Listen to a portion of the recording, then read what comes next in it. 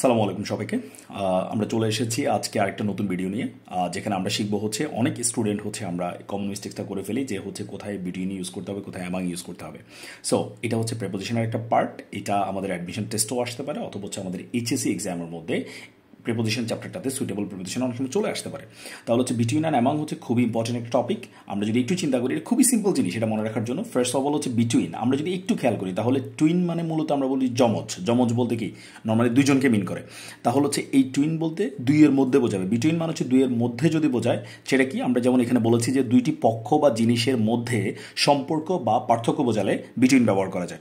আর among হচ্ছে ঠিক এটার উল্টোটা, তার মানে হচ্ছে তিন বা ততোধিক জিনিসের মধ্যে সম্পর্ক বা পার্থক্য যদি বোঝায় তাহলে সেক্ষেত্রে আমরা ইউজ করতে পারি অ্যামাং। তাহলে হচ্ছে যেমন এখানে একটা ছোট্ট এক্সাম্পল দেওয়া আছে, there is a strong rivalry. Rivalry মানে হচ্ছে প্রতিদ্বন্দ্বিতা, বা হচ্ছে আমরা শত্রুতাও বলতে পারি বা প্রতিদ্বন্দ্বিতাও বলতে পারি। ড্যাশ টু ব্রাদার্স, তার মানে হচ্ছে দুই ভাইয়ের মধ্যে। তাহলে এখানে দুই ভাইয়ের মধ্যে যদি বোঝায়, যেহেতু এখানে হচ্ছে পক্ষ দুইটা, বা হচ্ছে এদের মধ্যে সম্পর্ক বোঝাক আর পার্থক্য বোঝাক, যেহেতু দুই পক্ষের মধ্যে কথা হচ্ছে, তাহলে এখানে অবভিয়াসলি আমরা ব্যবহার করবো হচ্ছে বিটুইন।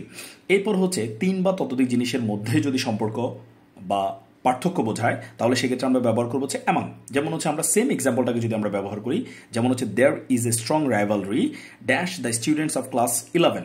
তার মানে হচ্ছে আমরা এটা খেয়াল করতে হবে, যেহেতু হচ্ছে এখানে স্টুডেন্টসদের কথা বলছে, তার মানে আমরা স্বভাবতই হচ্ছে আমরা এখানে ধরে নিব যে এখানে অবশ্যই কি আছে, দুইয়ের অধিক স্টুডেন্ট আছে। সেজন্য হচ্ছে কখনো যদি আমাদেরকে বলে জাস্ট স্টুডেন্টস অথবা হচ্ছে প্লুরাল কোনো একটা নাউন, তাহলে আমরা সঙ্গে সঙ্গে সেটা ভেবে নিব যে এখানে অবশ্যই দুইয়ের বেশি আসে, বেশি পক্ষ থাকবে, রাইট?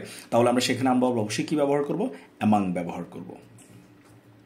সো সিম্পল একটা কনসেপ্ট, সেটা হচ্ছে যে দুইয়ের মধ্যে বোঝালে হচ্ছে দুই পক্ষ বা দুইয়ের মধ্যে সম্পর্ক যদি বোঝায় তাহলে হচ্ছে বিটুইন, আর যদি দুইয়ের অধিক বোঝায় তাহলে হচ্ছে অ্যামাং। এরকম আমরা আরও অনেক দারুণ দারুণ ভিডিও নিয়ে চলে আসবো ইনশাল্লাহ, নেক্সট কোনো একটা টপিক নিয়ে ইনশাল্লাহ। আল্লাহ হাফেজ, ভালো থাকবেন সবাই।